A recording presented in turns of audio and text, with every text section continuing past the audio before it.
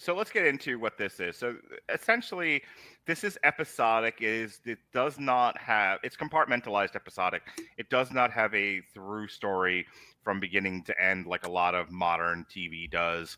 It is literally like a not like it is a cartoon sitcom, just like The Simpsons, just like Family Guy. Very few elements are retained from one season to the next. One of the things I want to talk about. We'll get to like the movie stuff in a little bit, but the first thing I wanted to bring up for discussion was a comment that my son made about the show, and I think it's hilarious, and I didn't pick up on it until he said it, even in my first watch of this, that there's a constant joke because Jay is, ridiculously short. Like the way they portray him in the show, he's like 3 feet tall. So he's short. He's fat. Apparently, he's like the Blob, where he's so dense he falls through floors and shit from the X-Men. Yeah. Hey, Rush Limbaugh, race you to the lobby. Yes. Oh. Ow. Sorry, Mittens. Ow. Yeah, this whole show, ladies and gentlemen, is just us quoting. So anyway, one of the ongoing jokes is because he's short, fat, old. An ongoing joke with him, and I didn't relate to this at all, is the ex-wife who hates him.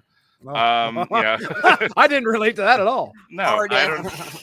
Yeah, like he's just such like an anti-everything human being that everyone is made worse around him is the way he's presented. How many chicks he pulled, Jesse, in the first season alone? Oh, quite a few. I mean, that was a lot of the running gag / story was him like actually finding a love interest in some way. He's desperate for it, ends up with the wrong people every once in a while, actually more than once in a while. Well, yeah, but there was like for an old lonely guy who apparently is desperate. The very first episode, like the pilot episode of the Critic, granted she's only sleeping with him to get him to give a good review of the movie, but I mean, who doesn't? So, who isn't sleeping with somebody to get something out of them in the year of our Lord 2025 or 1994 for that matter? So, like, that one tracked for me. There's the Misery episode, which try explaining misery to your kid. Yeah. Oh my God. Seriously, did you have to explain misery to somewhat. them? And he's funny because Family Guy also did a misery bit with Stewie and Brian. And he kind of remembered that episode. But yeah, there's the Misery episode where the projectionist, kidnaps him. And she kidnaps him because like she has. I'm gonna stop. Oh yes, I'm gonna stop making jokes about this sort of thing. I gotta behave myself. But she, this is amazing. This woman doesn't know what to think of movies and thinks everything is good. I can't. Oh God. Anyway, so yes, so she kidnaps Jay to tell her which movies are bad and which movies are good. I feel like in the first season, there's at least one or two more incidences where he pulls a hot chick. Oh, there's the one that's dating him that from another country where she's been with a bunch of hot guys before. That's Jeremy's twin sister, Olivia. Yeah, that's the episode where he realizes he's in love with Alice. Right. Okay, that's second season because Alice doesn't make an appearance until second season. Mm-hmm. If you can think of some other ones, I'll stop talking so you guys can jump in. Well, there is. Okay, so this show actually got picked up for webisodes a little ways in the future because, you guys remember that brief period in the early 2000s? We thought webisodes were going to be the big thing. I ignored them all. Every last one of them. I knew this was never going to last. Yeah, it's like, no, this is for those who are adorably young. This is not streaming. This is webisodes. It is a completely different thing. And a lot of fans actually got upset about it because Jay mentions that he just went through a second divorce. Alice is nowhere to be seen. So we're all going, wait, so he married Alice and divorced her? No one wanted that. But now he's trying to date his new makeup lady because by this point, Doris Crow, who plays Doris and also plays Doris the lunch lady, I think they were typecasting her, had passed away. So they needed someone new to do the spray paint on Jay's head. So, and yeah, his new makeup lady was gorgeous. So, yeah. So, Jesse, I'll go to you. What did you think of this whole idea of this interesting bit in the writing where they make him out to be a troll, essentially, but he keeps bagging babes every episode? Well, it's all for the wrong reasons. And I think that's the charm, I guess, of the series is the fact that, as slovenly and as, as just unattractive he owns it a little bit. Like a lot of times when there's a joke to be made, like he leads into that joke, or he one of the two things happens where we flash back to where we see him breaking the horse's back or something like that. And, oh no, yeah. What's the line? Should I get up and ride the horse? It'd be crueler for me it'd be less cruel for me to shoot it. Yeah. But he also, there's every person that he's finding has some kind of angle, some kind of desperation need to have Jay as part of their life. And it's kind of nice when we roll into the second season and he finds Alice, which I dug that. I like the fact that he's actually able to land somebody who has a kid. However, it's we still have a couple storylines after that where he's still trying to bag like a hot chick, and he's like, well, Alice is fine with it. I'm like, dude, that feels kind of odd. But anyway, yeah, it was definitely a weird choice for the writing, and it did seem to be a little bit more frequent than I thought it should have been. Yeah, I'm gonna go to Alexis after this. I want to weigh in here. I think when my son mentioned it and I had to focus on that, I was like, I don't love this element of the show. Mm-hmm. Like the stuff that we talk about, the stuff that we quote are either cutaway gags or like one-liners from other characters or like the movie critic stuff. His love life stuff is not interesting. I should do this on camera. Not interesting. B, like it's a tired gag from the get-go. Because again, either he's homely and he can't bag chicks, or he's not, but then stop saying he is. That's my thought on it. What do you think, Alexis? Oh, it's the honeymooners writing trope. The fat guy is always going to get the hot chick. Ralph Cramden, Fred Flintstone, Homer Simpson, Peter Griffin. Oh my God. Character's name from King of Queens. I can't even think of what Kevin James. Hill. Oh, no, you're thinking I said King of Queens, not King of the Hill. Yeah. Oh, okay. Well. No, seriously. That's a trope in writing, in comedy, is that it doesn't matter that the husband can be a big, fat, annoying slob. Oh, he always gets the hot chick. Have you guys seen Kevin Can Fuck Himself? Okay. All right. Listen. I'm sorry. That sentence by itself. Hey, have you seen? Oh my goodness. This trope is specifically the reason why that show exists. It stars the beautiful woman from Schitt's Creek. What's her name? Help me out. Catherine O'Hara. No, the girl plays the daughter. Yeah. Forget about the blonde. I can't remember her name. She has right there on the tip of my tongue. But anyway, that's the whole point of that show. And it really messes with your head. But that whole trope, because she's beautiful and her husband is this slovenly guy. And what they do great with that is that whenever he is in the room, it becomes a sitcom. When he leaves the room, it becomes like this crazy drama. And I mean, she's obviously really hot, and he is, he is just, it stinks. Thank you, Andrew Graham. But anyway, if you get a chance, it's on Netflix, called Kevin Can Fuck Himself. It's great. But it dives right into exactly what you're talking about there. I interrupted you, Alexis. I'm sorry. But no, seriously, you look at shows like I'm okay. I use the Honeymooners as the example because that's as far back as I could think. And obviously, people would say, well, what about the Flintstones? The Flintstones was meant to be just like the Honeymooners, obviously. Yeah, obviously. So I am going with Ralph and Alice Cramden for this example here. It's like, yeah, Ralph was a big, fat, loudmouth pain in the ass. And Alice, while she had kind of a nasally voice, was fairly good looking. And she stood by his side the whole time. Archie and Edith. Oh, yeah. Oh, yeah.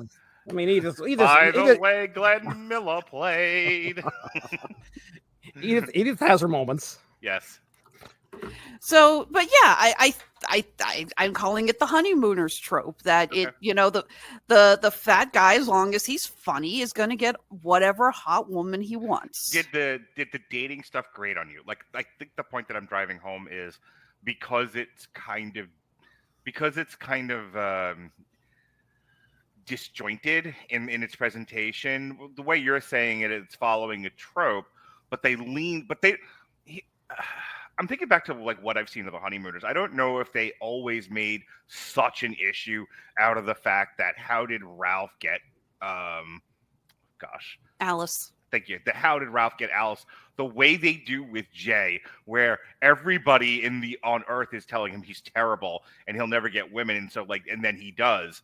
And it's like you do that once or twice, and it's funny. You do that 8 times throughout the goddamn season. You're like, wait, what are you? This is the same joke. Why are we doing this? Well, you keep saying 8 or 9 times, and I don't think it did. Again, we had the first episode with the actress. There's definitely. We had it in the second season, but that's the same episode. And then the entire second season, he's with Alice. Yeah, I feel like there were more bits with the girlfriends, but you're probably right. I'm probably overselling it. Yeah.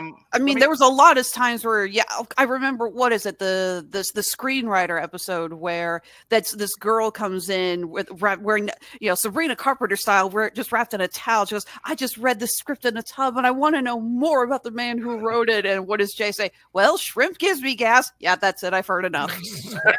Yeah. All right, let's move on to some of the other characters in this. I want to talk about his family because the mom and the dad, the adoptive parents, first of all, they are absolutely going for the Bushes in that, Oh, really? Okay. Yeah, they especially with the dad. It's hard to say that with the mom because they don't draw her like Barbara Bush. She sounds more like Katharine Hepburn. Yeah, it's a weird mix, but they're definitely going for, I think, George H.W. Bush with the dad. I feel like that's what he's patterned after. If you disagree, you got another idea. That's always who I see. I just always love that he's always got a glass of brandy. No matter what they're doing, no matter where they are, whatever's going on, he's always got a glass of brandy in his hand. He really starts to have some of the funnier bits, in my opinion. Yeah, I was getting to that. There's always a character who's. They don't focus on him in the beginning. In the beginning, they focus on the star, but as the show goes on, people figure out there's funnier characters on the show. The dad is by far the funniest character on this show. 100%.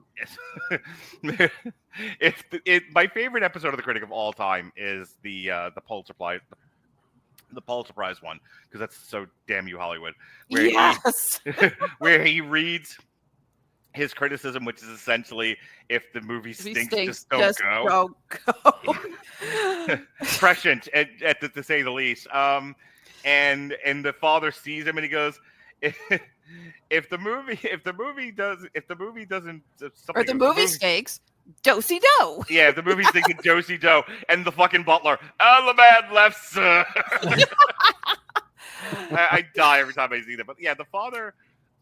They explain it right off the bat that the father is way off, like he's a nut job.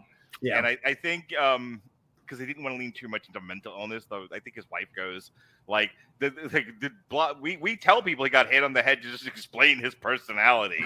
Oh, we talked Jay says my dad had a stroke a few years, and the mother goes, no, he didn't. We just tell everyone that to explain it. Right.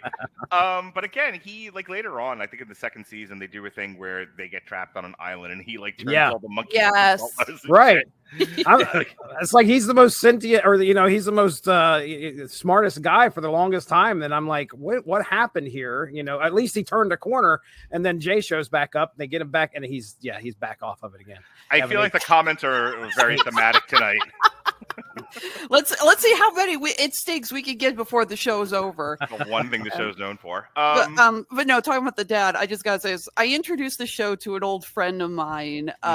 She would travel with me to conventions, and this was again one of the shows we'd watch at the end of the day when we were kicking back at the hotel. And she said her favorite part of it was that she never knew what the father was gonna do next. You have no idea. The father fucking talking to penguins and shit. Right. Penguins can't fly. Penguins can't fly. I love that episode.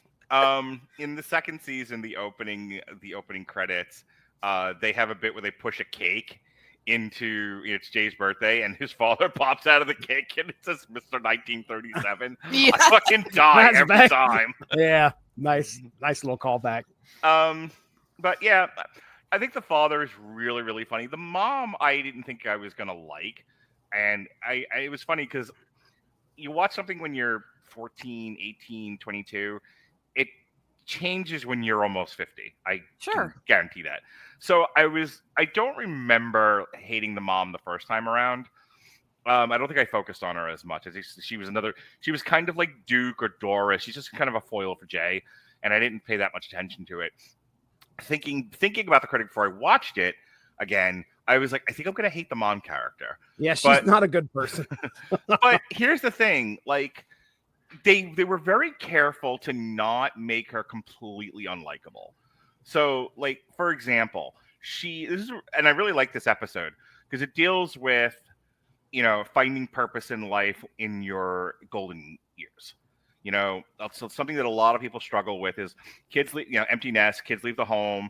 You start to get into your retirement years. You've raised kids, you've worked. Now you got to enjoy yourself, and you suddenly don't have purpose.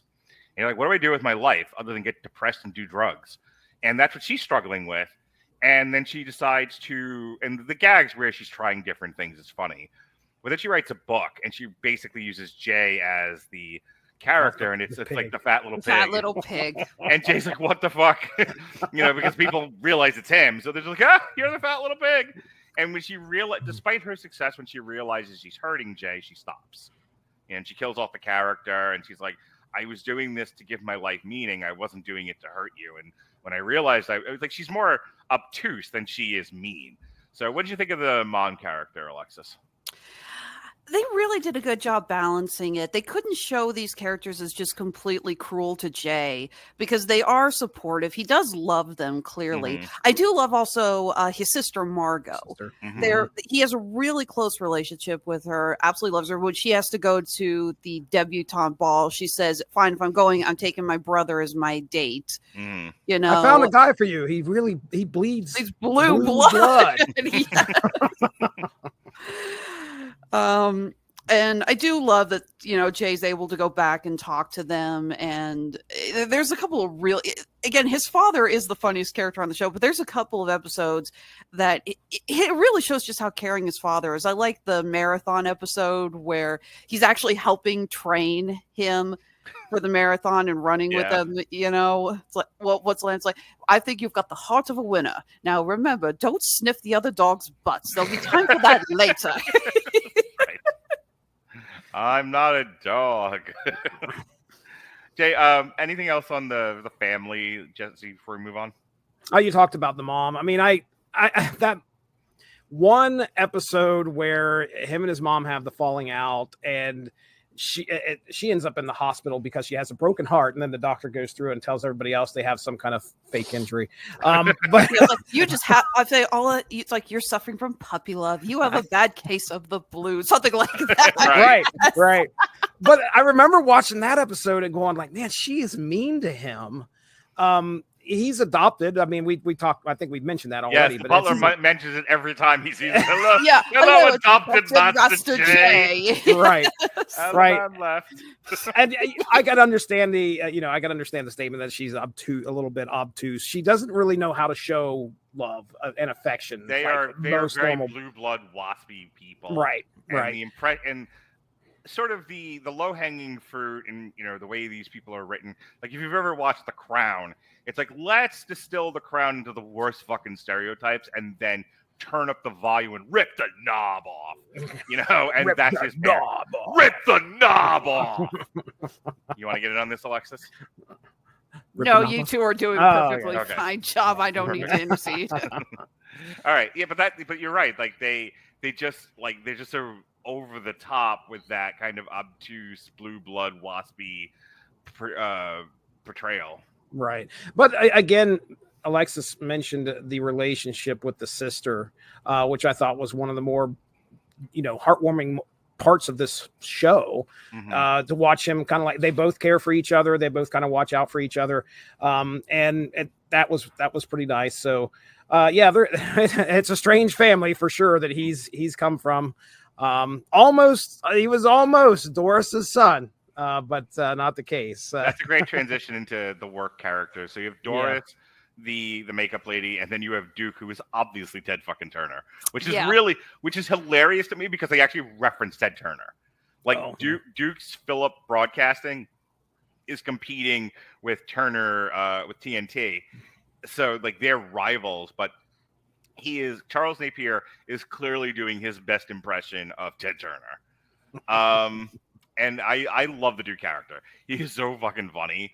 And I'll tell you, the Duke character, what I think is hilarious about him and very prescient with this series is he is very much like that studio executive going, I don't care about the quality. What this is about butts and seats. This is about selling tickets. This is about getting ratings. It's all about ratings. Just do that much. And I think that for me is like the central antagonism of the show, the central conflict rather of the show is between Jay and Duke, because it's two different philosophies crashing head on. And every time they do, it's fucking hilarious. The other thing I'll say to this, and I'll cede the floor to you guys, talk about Duke. And then if you want to, Doris, I don't have a whole lot to say about Doris. She's kind of one gag. The one episode where they bond is a nice episode, and that's all I have to say. That's really, that's pretty much all. You mean the episode when Jay and Doris bond, or? Yeah. Okay, because they in the second season, it turns out Doris is like head over heels in love with Duke, and he's just like, "Dear God, shoot me now." Yeah, he's like fucking Richard Lewis and Tracy Ullman in the Robin Hood parody. Like, ugh. You haven't seen it. Robin Hood Men in Tights is what I just referenced. Anyway, back to Duke. Duke and Jay start off like very much at loggerheads, and that's, like I said, the central conflict of the show is those two philosophies banging into each other. But towards the end, you really get to see kind of a friendly antagonism, and I know nothing about friendly antagonism. Crickets? Push the button. I was too busy trying to duck out of the screen. Not something I'm familiar with. But you could see that, like, Jay cares for Duke, and Duke, in his own way, cares for Jay too. Sometimes it's like a father-son kind of a thing, and in a lot of ways, I think Duke is the father that Jay needs, and instead of the one that he has, which seems to be somewhat fucking on another world. But what did you think of Duke, Jesse? I mean, yeah, just like you said, it's kind of nice to have that foil, the studio exec that's kind of over him and trying to keep him in check. I can't believe you said he doesn't care about quality when he clearly has a seal of approval in another room. I love Last Action Hero, by the way. Let me tell you how the 2 or 3 different references back to Hee Haw, The Next Generation, left this laughter every time. And they got me because I couldn't remember when they cut to Worf like doing the knee smack. The ham bone and the ham bone. Yeah, yes. I didn't know that had a name. I always called it. We used to call it a fat knee slap. But like they cut to Worf doing the knee slap, and I remember just fucking dying laughing. And I kept like every time they referenced Hee Haw, The Next Generation, I would go to Jonas like, Jonas, it's coming. And he's like, okay, I'm ready. And then they didn't do it. And the second time, they didn't do it. And then the third time, I'm like, it's got to be this it's time. Coming. How many more times are they going to reference Hee Haw, The Next Generation? And then they cut to Worf. And I fell the fuck over. I was oh man, it's such a stupid thing, but it's so the look on Worf's face, the way they animated it, like I think that smug. Yeah, he's so happy. He is getting down. And boy, if you know Worf's character, that's even funnier. But I cut you off this because I had to talk about for the 8th time Hee Haw, The Next Generation. No, but as far as Duke goes, I mean, yeah, like it's nice to have him kind of play off of those two play off of each other. There's a lot of Duke in this series because just like you said, I mean, there's plenty of episodes that just center around what he's trying to do or what kind of craziness he is getting Jay to try and do. My favorite Duke episode is the 2nd season when he runs for president. No way. Oh my God. It's like half the states are in the toilet and you are staying there. Yeah. But yeah, good character, nice foil. So I like him. What did you think of the Duke character, Alexis?